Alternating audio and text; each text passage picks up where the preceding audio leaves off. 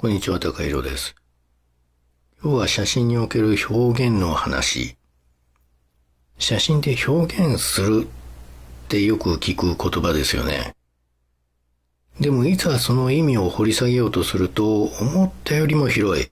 人によって表現が意味する範囲が全然違うことに気づきます。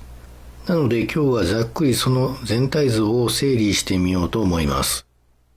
表現にはいくつか種類があります。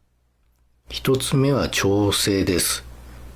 撮った写真を後で明るさや彩度、コントラストを調整する方法のことで、最も初歩的な表現です。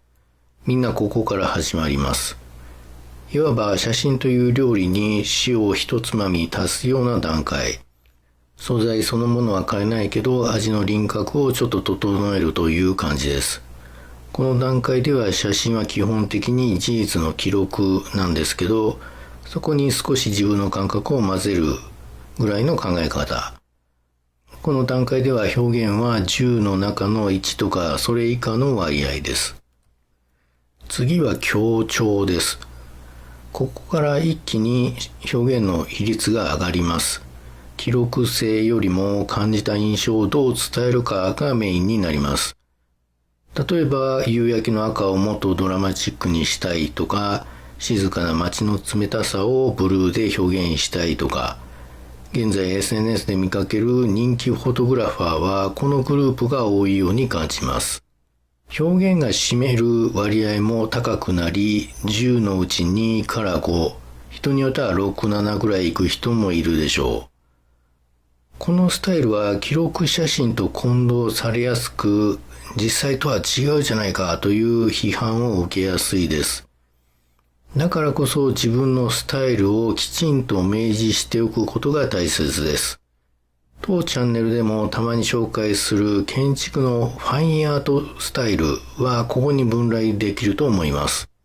このカテゴリーの中で最も端、つまり表現寄りになったのがファインアートアーキテクチャと呼ばれる分野だと思います。三つ目は構築。今までは撮った後の編集段階での話をしてきましたが、撮る前の段階で自分の表現したいものを決めることもできます。例えばストリートで人の配置を計算して撮るといったやり方です。このチャンネルで僕が話してきたことの多くはこれです。つまり見たい世界を作るというスタイル。自分の中にある秩序や美意識を世界に見出すというやり方です。ストリートフォトの世界ではブレッソンとかそういう系風になります。見たい世界を作るというスタイルと言いましたが、実際にやっていくとその見たい世界を超えてくる瞬間に出会えます。それも醍醐味の一つです。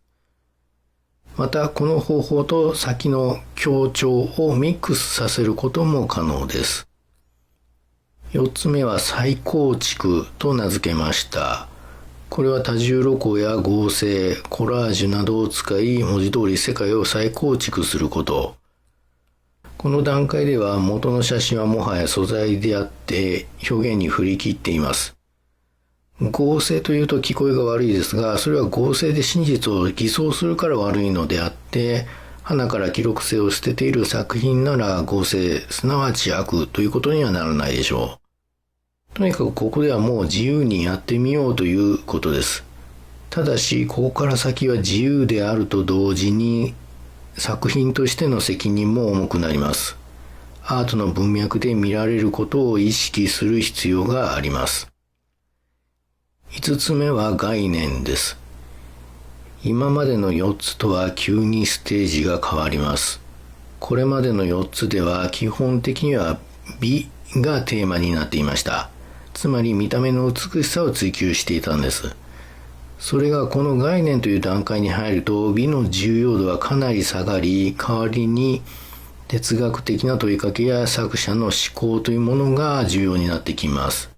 その概念を写真で表現することが求められるのです。これはまさに現代アートの分野と言っていいでしょう。この最後の現代アートの領域はとても広く、また僕の理解もまだ十分ではないため、今回の動画ではほんの触りだけ紹介しておくにとどめます。ただガチのアートの世界でやっていくなら、ここは避けては通れない領域だと思っています。今回のまとめです。調整、強調、構築、再構築、概念と並べてみると、写真における表現というものが少しわかりやすくなったかなと思います。自分の写真はどの領域なのか、どの段階で表現を意識しているのか、複数の領域にまたがっていても構いません。一度自分の写真を見つめ直してみてください。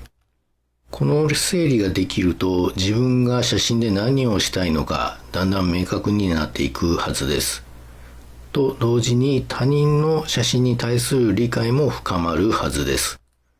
もし自分に理解できない写真と出会ったとしても、なんやこれ、わからんと飛ばす前に、この人はどの領域でやっている人なんだろうと立ち止まって考えてみることをお勧めします。その一瞬の立ち止まりが写真を見る目を育てる時間だと僕は考えています。